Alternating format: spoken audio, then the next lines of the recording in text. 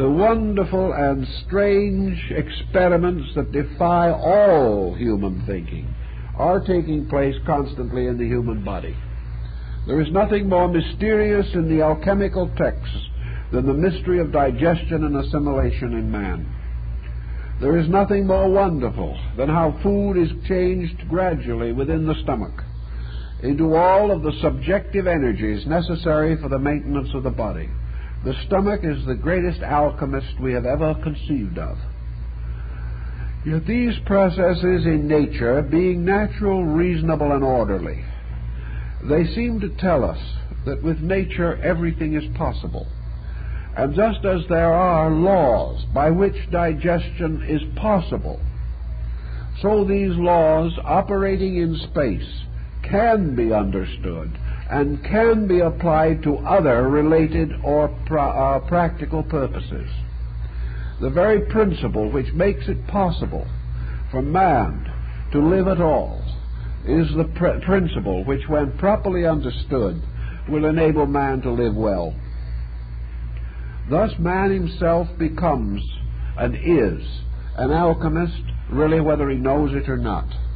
But the bringing through of this knowledge into his awareness in a way that he can control it, so that by art he can perfect nature, enables him to perform the great work.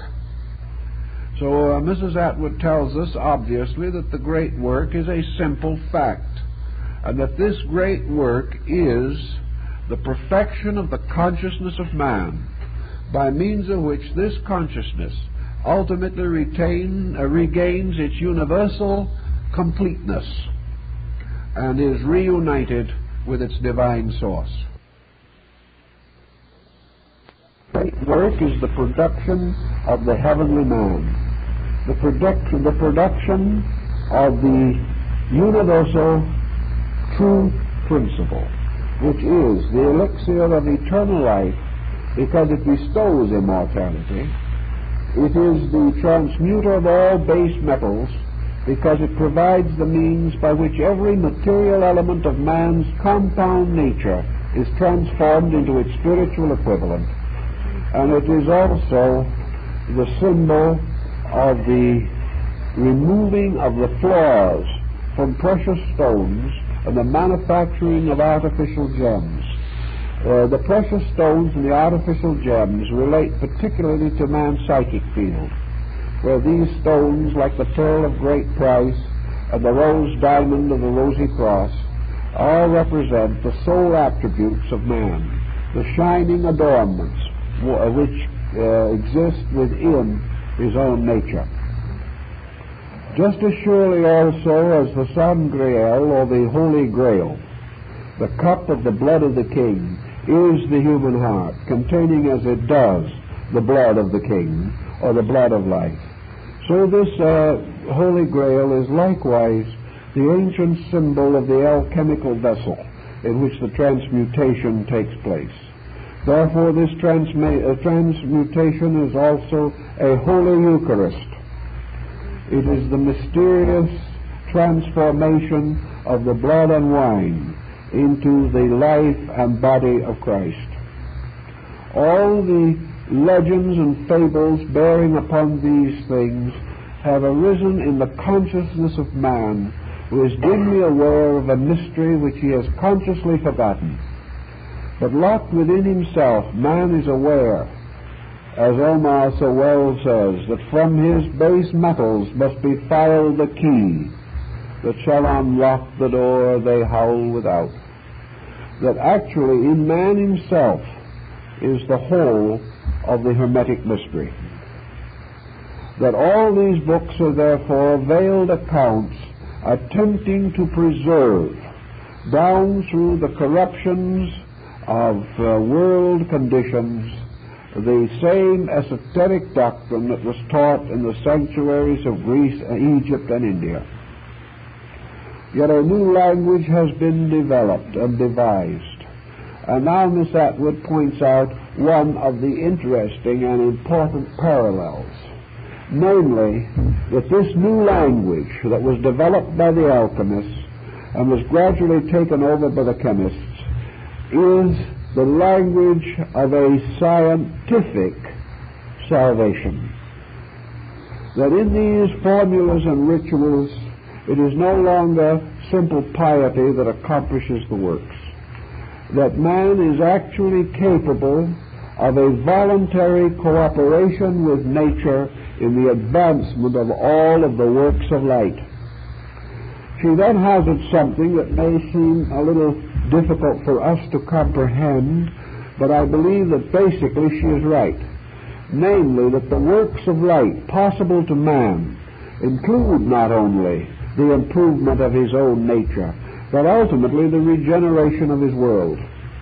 That actually these works of man represent the power to use light, not only to cleanse the body, the soul, and the spirit, but to cleanse all of nature, to cleanse the air, the earth, the fire. That it is perfectly possible for man to charge the very energy fields of his planet, just as he is charged himself by these fields. And that man, by the development and perfection of his own life, makes all things new again in the world around him, and in this way fulfills the promise that from his own righteousness there shall come a new heaven and a new earth. That the alchemical mystery, therefore, is a kind of chain reaction, and we are beginning to appreciate that such a thing might be conceivable when we begin to think in terms of nuclear physics. We are now in a position where we realize the tremendous energy forces can be loosed, which have an incredible and unknown effect upon not only living things, but upon the very fountains of life, the sources of the energies and the powers with which we are concerned. And perhaps Mrs. Atwood would have been very much impressed had she been able to live to realize that in the fission of the atom we have a proof of the release of infinite life-like power from one tiny, almost incredibly small source. We also know that the fission that we have now achieved is only a very partial fission, and that in all probability there is enough energy in each atom to perfect or destroy an entire solar system, all depending upon use. And use is moral alchemy. Use is the power which arises in man, by means of which he becomes a gardener in the garden of the metals, by which he becomes the faithful guardian of the tree of life, upon which grow the stars of all the metals in the Museum Hermeticum. Also, Mrs. Atwood has come to the conclusion that this process must be a completely orderly and exact one. That somewhere along the line in the destruction and decline of the mysteries, those aspects of alchemy which were truly scientific were relatively lost. One of the German princes finally imprisoned an alchemist and set him to work to find the secret of the transmutation of metals. This alchemist never succeeded, but among the experiments which did succeed was the discovery of the formula for Dresden china, and as a result this particular king became a very rich and powerful man without the transmutation of metals. And the whole history of alchemy and chemistry has been a history of byproducts.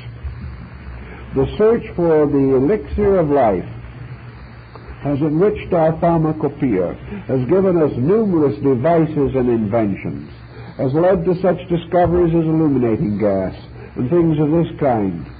They were things found along the way by men searching for something else. But it is interesting that in their search along the way they found practical, valuable, and useful things, that they discovered the operations of law, and therefore that it might not be entirely fair to say that chemistry is the same son of alchemy, a mad mother. Actually, all of these alchemical experiments were based upon certain convictions. But as Mrs. Atwood points out, somewhere along the line, the direct course was lost. Somewhere in the course of man's existence, he began to look around him for means of applying knowledge. And in this, Mrs. Atwood quotes from the Instauratio Magna of Lord Bacon, in which his lordship points out that man, in the course of time, has learned to apply wisdom to almost everything except himself. He has taken skill and turned it to breeding better cattle or raising more grain to the acre. But he has forgotten in the course of this to turn his skill within himself to the improvement of his own being. This was the difference between alchemy and chemistry, essentially. Chemistry, as we know it today, is devoted to experimenting with the elements of nature. Alchemy with the elements of nature in man. Always man has had a tendency to look out from himself toward other things, and to take the energies which he possesses and direct them to the victory over other things. However, the very laws by which man hopes ultimately to conquer the world are the same laws by which man must finally learn to conquer himself. And alchemy points out that if man first achieves the kingdom of heaven, or the transmutation within himself, then all other things will be added to him. For it is said of the powder of the red lion, which is the great powder of the projection of metals, that it will transform into perfect gold 100,000 times its own weight. This undoubtedly refers to something. We can say that insight turned upon the unknown will transform 100,000 times its own mass of ignorance into truth. That virtue will transform many, many times its own mass into common good. In any event, however, the problem was to apply a knowledge of exactitudes toward the great problem, and that is man. Why is this so essentially necessary? Why cannot we ultimately win by simply putting the world in order around man and then permitting man to enjoy this fruit of his own labor? The answer is pretty obvious, that all the changes that occur in the world must first arise within man. Therefore, man cannot perfect the experiment in nature until he has perfected it in himself. He can continue his undisciplined struggle with nature. He can continue this effort to overwhelm nature by skill alone. But without directive, without insight, without consciousness concerning ways, means, and ends, without vision, the people perish. And without having within his own nature the achievement of the magnum opus, or the great work, it is impossible for man to direct nature, to control it, or to turn it to the fulfillments of its own purpose. Until man knows the end, he cannot lead nature to that end. Thus, in some mysterious way, the great experiment must first be performed in man and then in the world. These are the two great laboratories, the laboratory of the human soul and the laboratory of the cosmos. Whenever the rule is found actually and absolutely in one, it will be applicable to the other. For as Hermes Trismegistus has written, that which is above is the same as that which is below. That which is the lesser is the same as that which is the greater. For all things are bound together by the law of analogy. In this pattern, then, the search for the inward transmutation must be a search after a science of the handling, the directing, the multiplying, the expanding, the extending, and the transforming of light. This light must come into man, for this light must make reason possible to man. For reason is mind plus light. Love is heart plus light. Strength, even of body, is physical resource plus light. The mystical experience is dedication and devotion plus light. Light must always be the agent of all these things. And if this light be lifted up, it will draw all things to it. And this light is the light which cometh into the world, and lighteth every man who cometh into the world. So the problem, again, is the magnificent chemistry of light. Now, it is obvious that the Atwoods were moving very closely toward the Indian concept of yoga, that they were sensing the same light principle that is also to be found in Mahayana Buddhism. The world of the radiance of truth, the world of the eternal light in which all things live and move and have their being. Now, how is this light to be made available? The alchemist said that it had to be extracted from darkness. And the light shineth in darkness, and the darkness comprehendeth it not.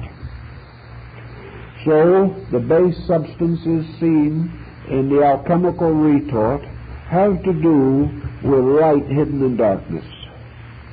Just as gold is hidden in the base metals of the earth, just as the life which the small plant takes from the ground comes from the dark mother in which its roots are placed, so everywhere in the darkness of earth there is life, and this life makes things grow. And the vitality of life and nature must in some way be discovered and separated from darkness. It must be as in the opening chapters of Genesis, which according to Mrs. Atwood absolutely recapitulate the entire alchemical process, and that any chemist thoroughly understanding the first chapter of Genesis can actually transform base metals into gold, physically as well as spiritually. Because in this section is contained the summary of creation. And this summary of creation is the key to the continuance of creation. For in the world of the metals, creation is forever. In the world of God, creation is continuous. Creation is not something that started and then suddenly ceased and only the products went on. The very processes of Genesis are being repeated every instant and will be to the end of existence. For constantly creation is unfolding itself. Constantly light is descending into darkness, and darkness in its fullness of term is releasing light again by the mystery of the second birth. So each person is searching for light. And how is he going to find it? How is he going to make this exploration into the dark mystery of base matter in order to extract light? In addition to light itself, what is the most common base matter of our existences? Not now in terms of physical materials, but in terms of that which we all have in common. One answer is that we all have the base material of living. Living is something that happens to everything that is alive. Everything that has light in it lives. Therefore, living is in some way an unfolding of the life-light principle. So each person lives every day. He lives according to his knowledge, according to his insight or the lack thereof. He lives well or badly, according to his own instincts, his selfishness, his nature, and according to the mysterious impulses which plague his psychic integration. But there is this common matter of life or living, and we may call it experience. For experience is really nothing more than the gathering up of the treasures of the light. And these are the treasures which thieves cannot break in and steal, nor rust destroy. So each day, whether we are aware of it or not, we are experiencing something. And every experience is an experiment in light. Everything that happens to us has a light meaning, but this does not always mean that we know what that meaning is. But into our own reservoirs, our capacities, are stored away these works of the light. And Bacon refers to these also by the same general theme, the works of light. Now, the works of light in nature result in growth and purification.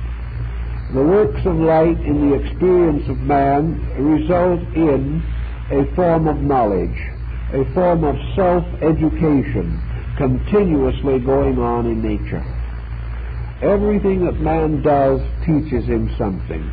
Only unfortunately man does not always know what he is taught. Therefore he goes on experiencing much and learning comparatively little. But nature preserves in the subconscious nature of man that which he has learned. And this becomes, so to say, a supply of crude ore. This is the supply of impregnated material. For in experience, the gold of value is hidden within the darkness of ignorance. And in the alchemical tradition, a dragon was fashioned to symbolize this. And in the Greek legend, this dragon wound itself around the tree of life, on which hung the mysterious golden fleece. And it was to discover this golden fleece that Jason and the Argonauts made their great journey.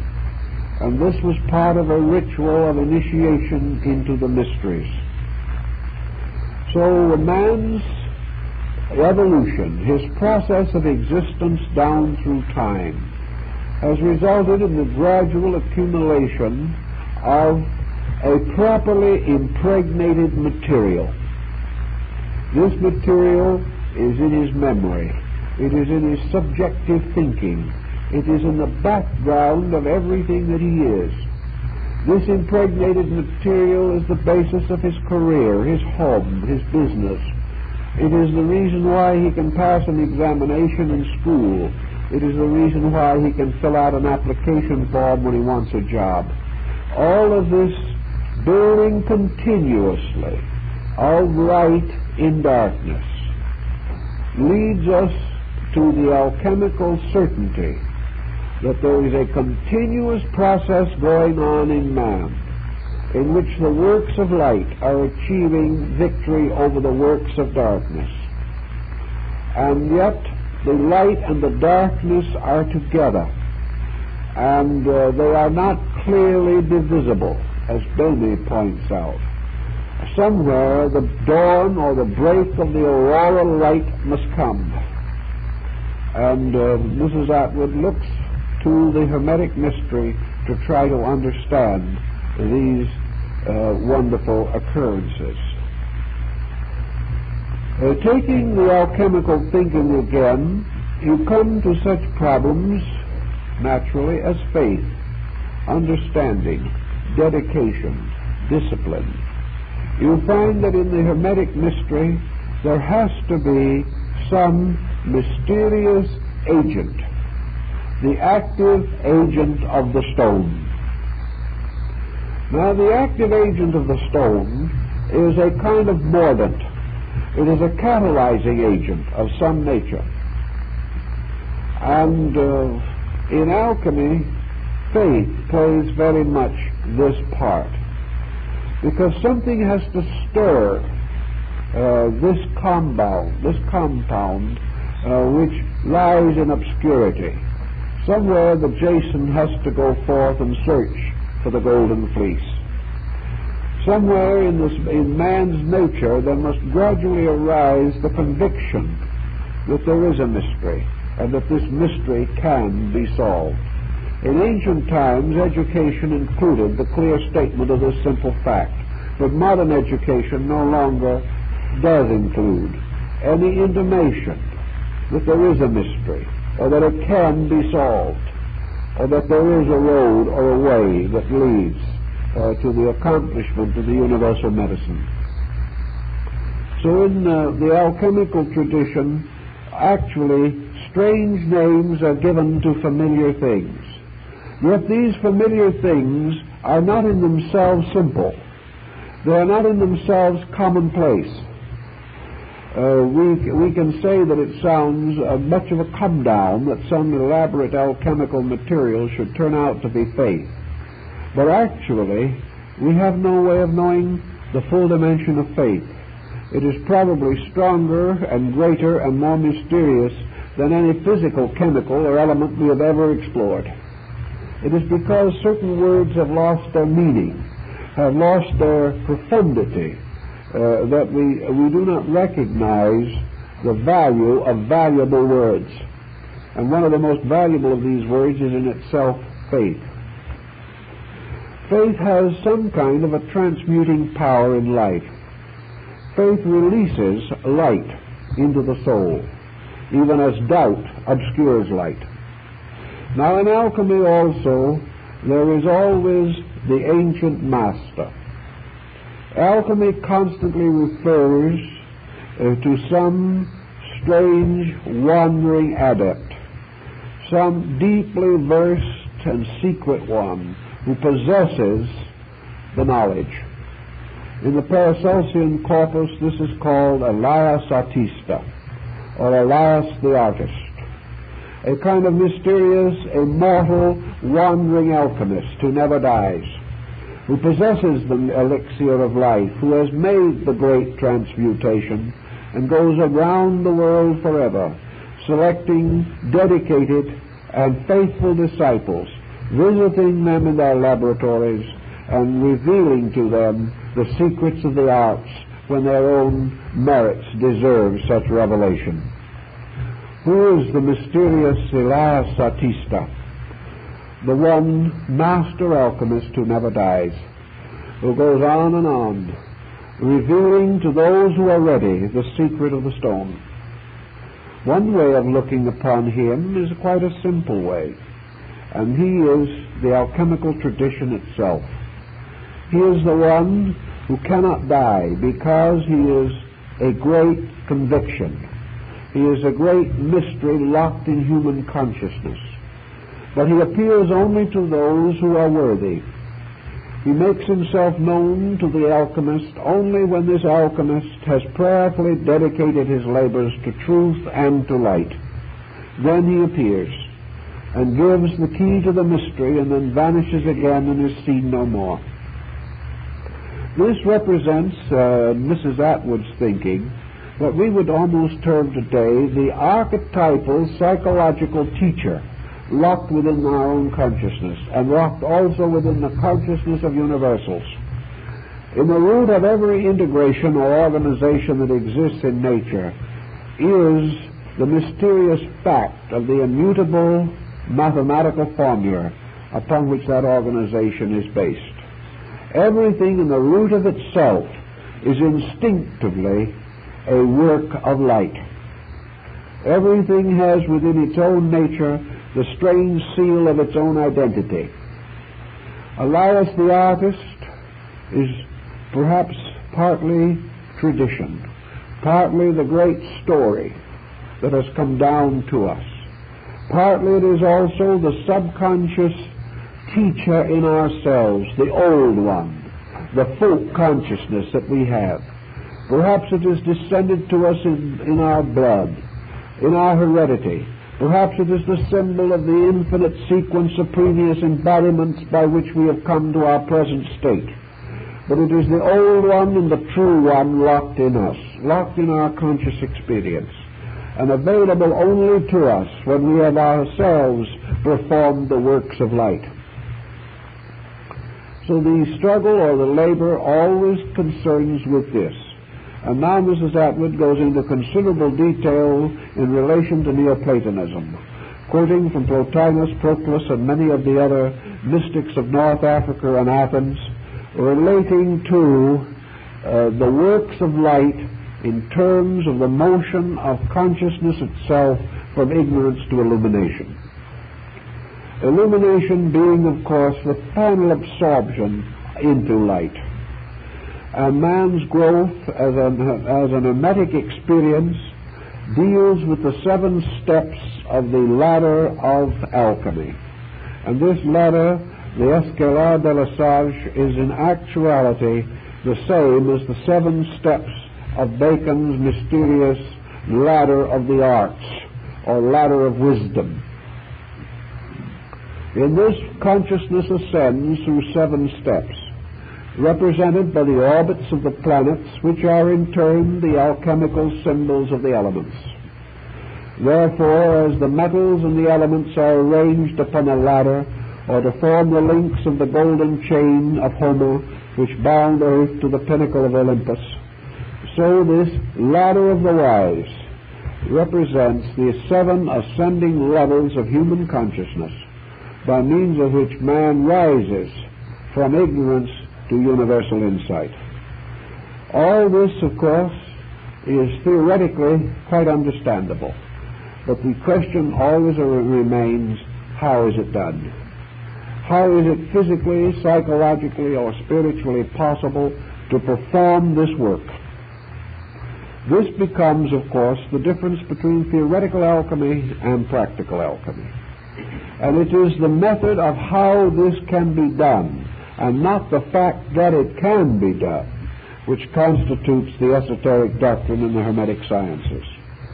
Mrs. Atwood senses this and realizes it, and tries, in the light of the study of many of these deep works, to put together a formula, a pattern, not now to be used chemically, although she believes, and most alchemists have taught, that the formula for the regeneration of man will also regenerate the metals.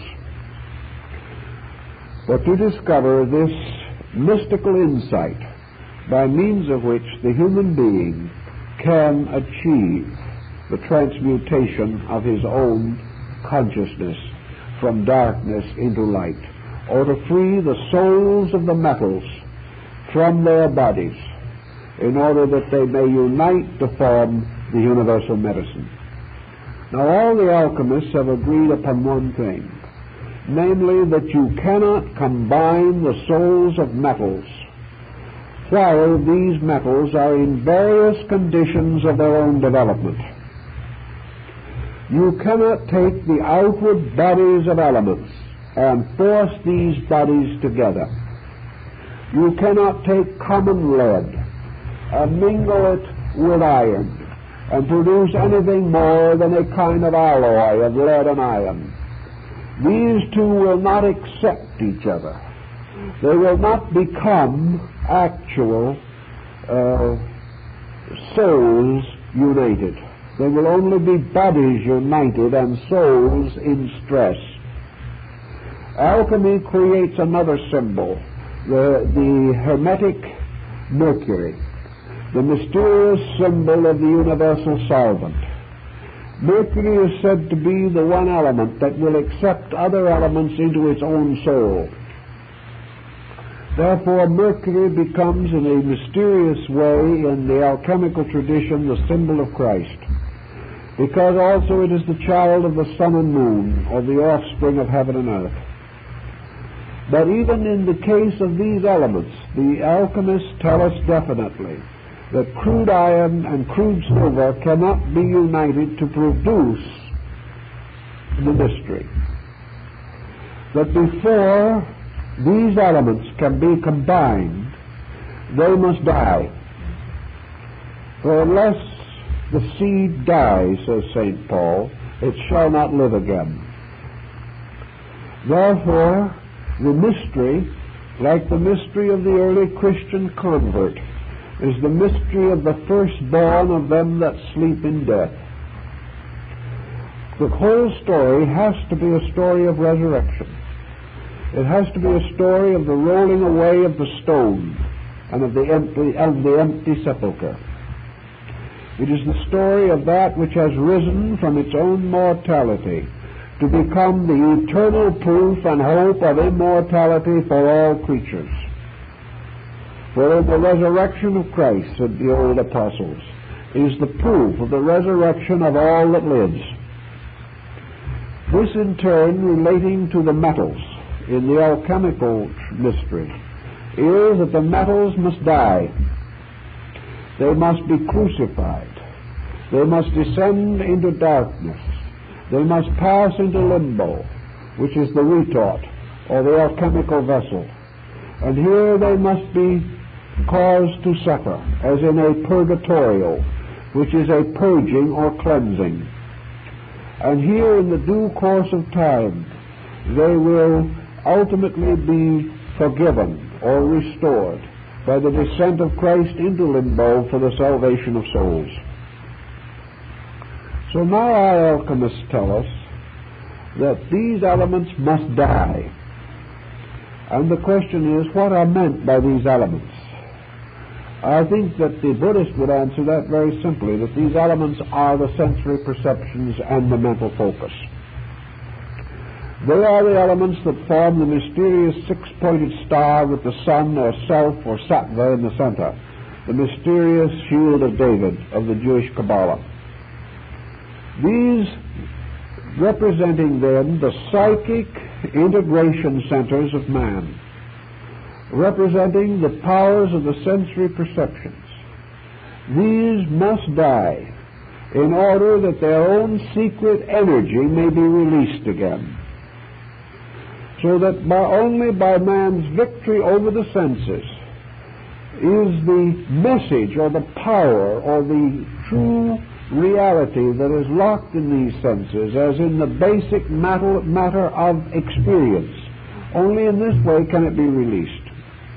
So we come to meditation, to Zen, to practically any of the disciplines of Neoplatonism or the ancient Greeks. For the death of the sensory perceptions is simply quietude, meditation, the absolute relief of man from the pressure of the objective functions of his own composite nature. The man becoming still causes confusion to die in him. And it is the death of confusion that results in the rise of value. For when the confusion of the testimony of the senses has been stilled, then the wisdom that is locked in these senses becomes compatible and can mingle. Thus, when the senses and their functions are suspended, the principle of consciousness upon which they all depend is realized in its unity. In other words, the elements, the principles, the energies of the senses perceptions can be alchemically united as long as the senses themselves do not function. So by a complete suspension of the personal, the universal elements within us can come together. But while we continually disturb these elements by our own objective awareness, they cannot come together.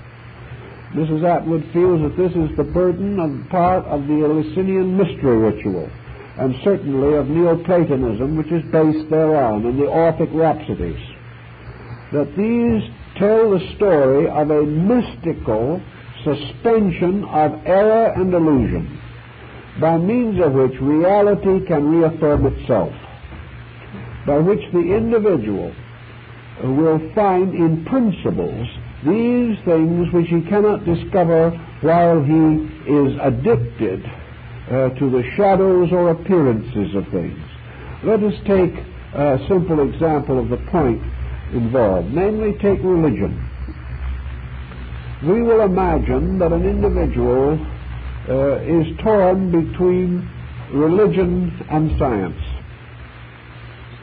While religion is in its crystallized integration within himself, while religion in him is a series of specific beliefs, while religion has to do with the consubstantiation of the host, while religion has to do with the assumption of the Virgin, while religion has to do with the co-eternity of the three persons of the Trinity, while these factors are in consciousness, religion is working in its own way, but it is not assimilable with anything else. We go then over to science, and we say that while this man is dedicated to biology, so that his universe moves around the central axis of biological situation, or he is a physicist, or he is an astronomer, or he is dedicated to any of the works of the light of science, he is then not only involved, but by his own limitations imposed upon his own areas, he cannot even circumscribe the whole boundary of science. He is only working with a little area. A scientist thus engaged and preoccupied, and a religionist thus engaged and preoccupied, cannot meet. They can have certain superficial, friendly relationships, perhaps, but they have no identity, no conscious realization of each other. Yet if either of these was able to completely disassociate his consciousness from any aspect of his labor or reactive work and go to the substance of it, if the religionist could separate religion from theology, if the scientist could separate science from the sciences, in other words, perform this alchemical reduction to source, then science would realize that the substance upon which it is built is inevitable, immutable, universal law. And the religionist would discover that the substance upon which faith is built is inevitable and immutable, universal law. In their principles, therefore, these two can unite. But once they have become structures, they cannot unite. This is why alchemy says that you have to destroy the outward forms of things. You have to calcinate them. You have to burn them or corrupt them or destroy them until nothing of the body remains but ashes. Then the living spirit within these things can unite.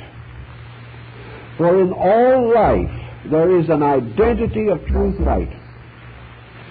And this identity of truth light is the secret of compatibility.